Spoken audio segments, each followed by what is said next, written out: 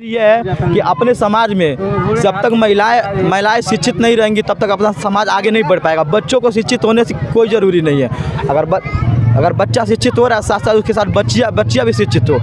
बाबा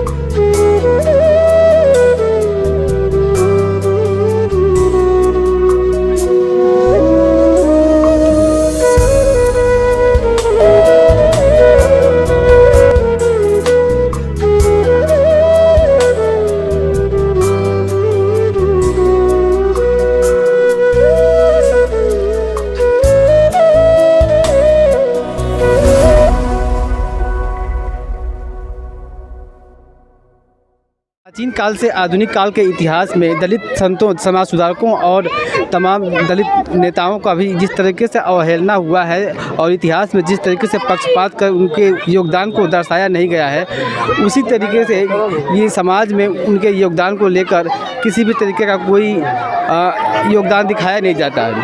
तो ऐसे कई महापुरुष हुए जो हमारे भारतीय इतिहास में एक क्रांतिकारी परिवर्तन लाए। समाज को सुधारने के लिए उन्होंने अपने जीवन को लगाया और पूरा समाज को एक नई दिशा भी दिया, लेकिन आज के आधुनिक इतिहास में उनका नाम तक नहीं आता है। उसी में से एक संत हैं रविदास, जिन्होंने अपने कर्म के साथ साथ अपने जीवन को समाज के सुधार में और दलितों के उत्थान में लगाया, लेकिन इतिहास के पन्नों में उनका नाम शायद ही कहीं मिले।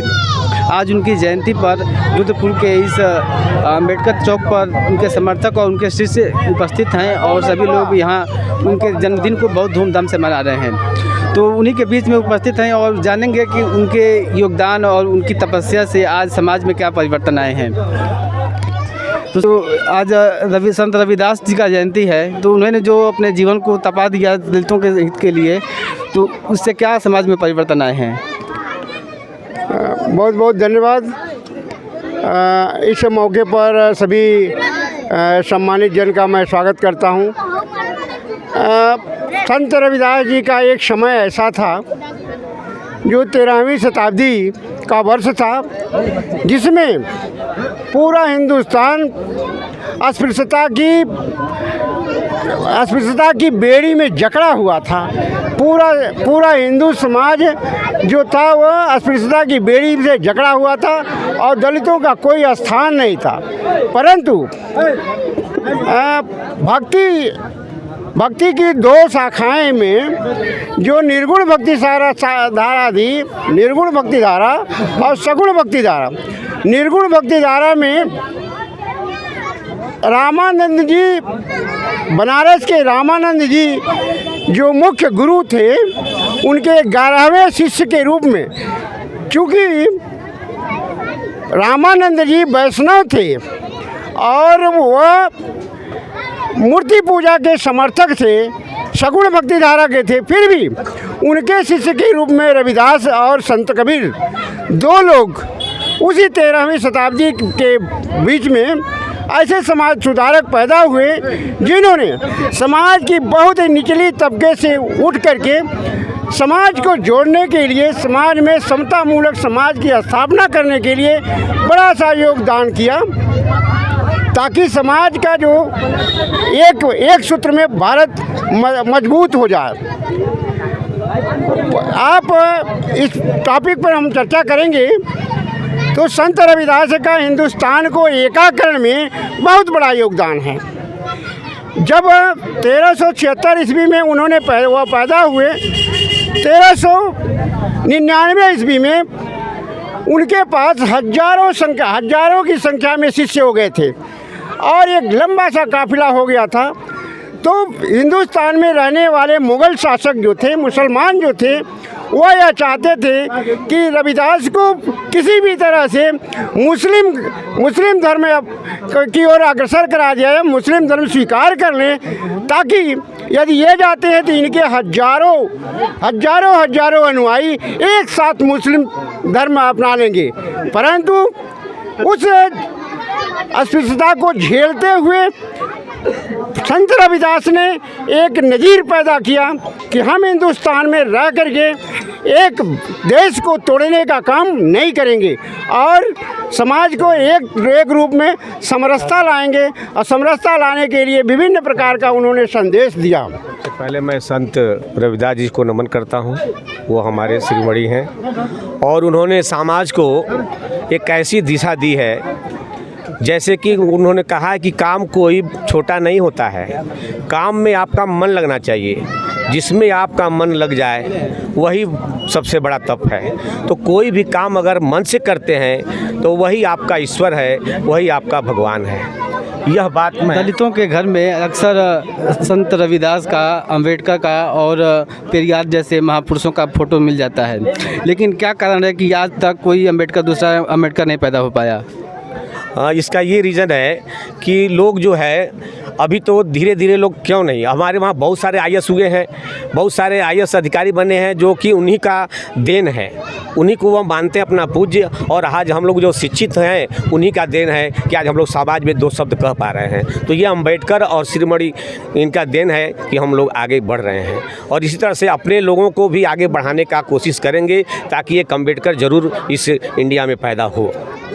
आज़ादी के 75 साल हो गए, 75 साल से अधिक हो गए, लेकिन अस्पृश्यता अभी तक ख़त्म नहीं हुआ, अभी तक छुआछूत ख़त्म नहीं हो पाया। जो आह्वान संत रविदास ने 13वीं शताब्दी में किया था, वो आज तक 800 साल बीत गए, उसके बाद भी ख़त्म नहीं हो पाया। इसका क्या कारण है?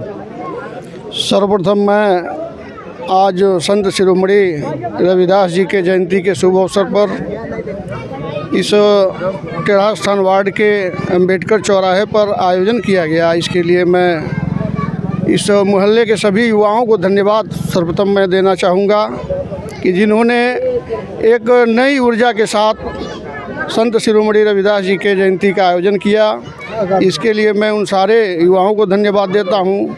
साथ ही आप मीडिया के बंधुओं को भी धन्यवाद देना चाहूँगा जो आप अपने मीडिया के माध्यम से इनके विचारों को दूर दूर तक फैलाएंगे। रही सवाल, संत जी ने काफ़ी अस्पृश्यता को ख़त्म करने में, अंधविश्वास को ख़त्म करने में अपनी जीवन खपाया। धीरे धीरे शिक्षित हो रहे हैं हमारे समाज के लोग, आगे काफ़ी जो है इस पर शिक्षा के माध्यम से सफलता पाया जा रहा है। आगे बच्चे लोग पढ़ेंगे और रविदास जी के अनुयायी के अनुसार अपना जीवन धन्य बनाएंगे, यही मेरा विचार है। संत रविदास के जीवन के बारे में कुछ बताइए। रविदास जी छोटे तबके के थे, वह जूता बनाते थे और परिवार भी जूता बनाता था। एक बार कुंभ स्नान में सब लोग जा रहे थे तो क्या कर रहे थे, गंगा जी का पानी लेके एक तगाड़े में सब लोग कहे कि कहाँ जा रहे हैं, नहाने जा रहे हैं। वो कह रहे हैं कि नहीं, हमको नहीं जाना है। तो कहे मन चंगा तो कठौती में गंगा। उसके बाद वो ब्राह्मण चला गया, ये अपना पोटली बांध के उसको दिए कि ले जाओ मेरे नाम से गंगा जी को दे देना और फिर पोटली लेते आना। वह लेकर आए तो उसमें सोने का कंगन निकला।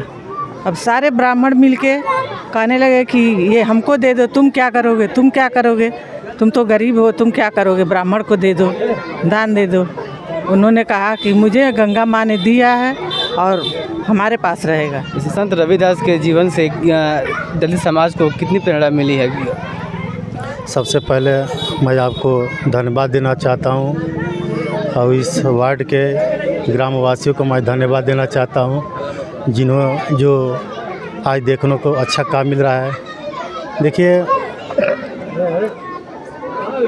वर्तमान काल एक होता है, एक भविष्य काल होता है और एक भूतकाल होता है। लेकिन सबसे पहले हमें जो सीख मिलती है वह भूतकाल से मिलती है। भूतकाल में जितने भी महापुरुष जन्म लिए हैं सबकी अपने अपने एक इतिहास है। उस इतिहास में सन 1386 में 67 में बनारस के गोवर्धन गांव में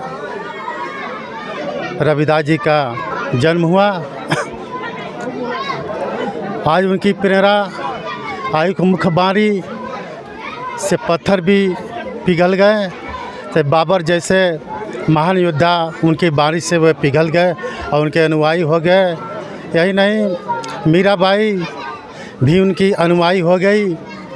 कहते हैं कोई एक दुष्ट व्यक्ति था जो जिद कर रहा था, तो उन्होंने उसको उपदेश दिया कि एक मक्खी और एक मकड़ी में झगड़ा हुआ। मक्खी में झगड़ा हुआ तो मक्खी बोलने लगी मैं बड़ा हूँ, और क्या बोला मकड़ी बोली कि मैं बड़ा हूँ। मकड़ी ने बोला कि मैं बहुत सुंदर घर बनाता हूँ और इसमें लोग फंसते हैं, इसको मैं निगल जाता हूँ और एक हानिकारक गैस इसमें छोड़ता हूँ, जहरीले गैस छोड़ता हूँ। तो मधुमक्खी ने बोला कि मैं तो गांव शहर में घूमता हूँ, गांव खरियान में घूमता हूँ और फूलों को रस को चूसता हूँ, लेकिन फूलों पर आँच नहीं आने देता हूँ और उसमें से रस निकाल कर शहद बनाता हूँ और वह शहद पूरा देश खाता है। ऐसे में आपका नमन करता हूँ।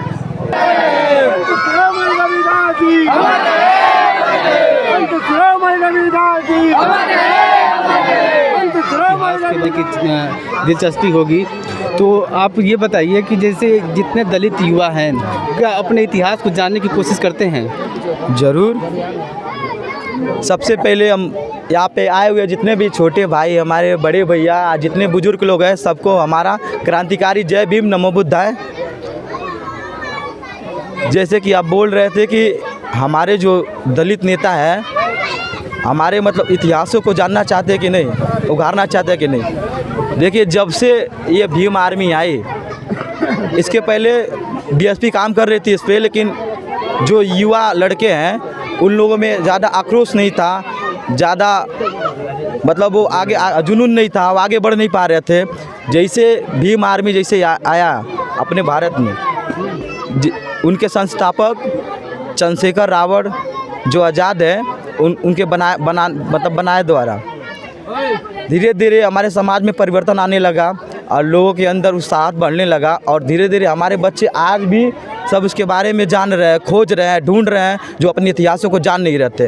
देखिए, राजनीतिक पार्टियां हैं उनका अपना विचारधारा है, अपने तौर तरीके हैं। उनकी अगर बातों को इतिहास से मिलाएंगे तो मेल नहीं खाएगा। तो कहने का एक मिनट, तो मैं ये कहना चाह रहा हूँ कि जो महापुरुष जितने पेरियार हुए, बाबा साहब भीमराव अम्बेडकर हुए, रविदास जी हुए, वो सभी ने पाखंडों से और अंधविश्वास से लड़ने का एक नया आप समझिए कि एक युद्ध ही छेड़ दिया, आंदोलन छेड़ दिया। तो उस आंदोलन को आज जो युवा हैं कहाँ तक समझ रहे हैं? देखिए, हमारे जितने महापुरुष हैं पाखंडवाद अंधविश्वास के लिए बहुत लड़ाइयाँ किया, ठीक है, लेकिन हमारे समाज के बच्चे जो है बुजुर्ग कभी उन्हें कभी बताए नहीं, न वो जान पाए। जैसे भीम आर्मी आई, धीरे धीरे लोगों को बताया और लोग आगे खड़ा हुए और लोगों से लड़ना सीखा, अपने इतिहास के बारे में धीरे धीरे जानना सीखा। और कुछ समय से, ज़्यादा दिन नहीं, कुछ 2-4 सालों से धीरे धीरे सबके दिमाग में ये आया कि हमारे महापुरुष कौन से हैं और ढूंढने लगे, जानने लगे उनके बारे में। और हर जगह हमारे जितने भी महापुरुष हैं, एक प्रथा के बारे में हम जानेंगे आपसे कि अगर पता होगा तो बताइएगा, नहीं तो कोई बात नहीं, स्किप कर देंगे। कर्मुला टैक्स के बारे में जानते हैं? हाँ, जानते हैं। क्या था वो? जैसे कि हमारी जो बहन बेटियाँ थी उस ज़माने में, उनके ऊपर आर्यों के द्वारा, ब्राह्मणों के द्वारा केरला में एक जगह है, वहाँ पे मूला टैक्स लगाया जाता था। पूरे भारत में नहीं लगाया जाता था, लेकिन कुछ जगह ऐसी थी जहाँ मतलब मूला टैक्स लगाया जाता था। जैसे औरतें हैं, जो महिलाएं हैं, उनका स्तन जो ढकने का जो था, जब तक वो टैक्स नहीं देंगी, उसका पैसा नहीं चुकाएंगे, वो अपना स्तन नहीं ढकता। हर महीने में उनको देना पड़ता था। बहुत बढ़िया। और इसी कारण अपने जितने भी हमारे टीम के जितने भाई हैं उन लोगों को भी हम धन्यवाद करना चाहते हैं कि भाई जितने भी हैं हमारे साथ खड़े होते हैं और हमेशा खड़े रहे। जितने भी हमारे महापुरुष हैं, संत कबीर दास, हर जयंती आप रविदास जयंती हुआ, वाल्मीकि हुआ, जितना कबीर हुआ, और जितने भी हमारे महापुरुष हैं, सावित्रीबाई फुले, ज्योतिराव फुले और पेरियार जैसे जितने महापुरुष हैं, सबका जयंती हम समय समय से मनाते रहे। और जितने हमारे बच्चे हैं उन लोग के अंदर उत्साह बढ़ते रहे और बच्चे उन लोग के बारे में धीरे धीरे जाने, आने वाले समय में जो पीढ़ियाँ जो है आगे बढ़े। अशिक्षित देखिए, बने। इन प्रथाओं के बारे में जानना या उसके बारे में पूछना, आपके उलाहना करने का या आपका अपमान करने की बातें से नहीं पूछा गया है। पूछना का मतलब ये है कि आप जैसे डावरिया प्रथा है, शुद्धिकरण प्रथा है, गंगा लाभ प्रथा है, इस तरह की प्रथाओं के बारे में लोग जाने, जो आज के युवा हैं वो जाने कि ये प्रथाएं क्यों बनाई गई थी और किसके लिए बनाई गई थी। जब तक हम युवा लड़के हैं, जब तक हम नहीं जानेंगे तो अपने छोटे बच्चों को, चाहे आने वाले बच्चों को कैसे बताएंगे। तो सबसे ज़्यादा ज़रूरी है अपने अंदर जो भी है अंदर ग्रहण करना, जो भी मतलब शिक्षा है ग्रहण करना, और लोगों को अपना जो है अपना छोटा छोटा शिक्षा सबके अंदर डालना। जब तक हम लोग बताएंगे नहीं तब तक बच्चे कैसे जानेंगे कि अपने समाज में जब तक महिलाएं शिक्षित नहीं रहेंगी तब तक अपना समाज आगे नहीं बढ़ पाएगा। बच्चों को शिक्षित होने से कोई ज़रूरी नहीं है। अगर बच्चा शिक्षित हो रहा है, साथ साथ उसके साथ बच्चियाँ भी शिक्षित हो। बाबा साहब बोले हैं जब तक हमारे समाज की अगर महिलाएं अगर आगे नहीं बढ़ेंगी, शिक्षित नहीं होंगी, हर मार्ग पे मतलब नहीं चलेंगी, जब तक कुछ बनेंगी नहीं तब तक हमारा समाज सुधरेगा नहीं। बनारस में हमारे रविदास जी भगवान जो है संतों के महासंत कहा गए हैं। सुनिए, उसके बाद काशी नरेश के सामने ब्राह्मणों ने उनके सामने एक पत्थर दिया और एक अपने काठ का मूर्तियाँ दिया कि मूर्ति उधर से इधर आए और बनारस से काशी चला जाए। ये फिर भी हमारे संत रविदास जी भगवान सक्षम थे, लेकिन ब्राह्मणों ने जा करके और चैलेंज कर रहा हूँ, सुनिए। उसके बाद कहे कि संत रविदास जी आपका मैं